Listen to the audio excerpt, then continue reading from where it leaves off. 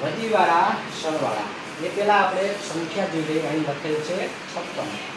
56 માં 6 છે એકમનો અંક છે એ છેલ્લે આવે છે. એકમનો અંક હંમેશા છેલ્લે આવે. 5 છે એ દશકનો અંક છે. દશકનો અંક એટલે બીજો અંક. કોઈ પણ સંખ્યા હોય 32 તો એમાં છેલ્લે છે 2 એ એકમનો અંક છે અને એના પછીનો બીજો અંક છે એ દશકનો અંક કહેવાય. હવે આપણે દાખલો જોઈએ. અહીં જો બે સંખ્યા છે 37 અને 18.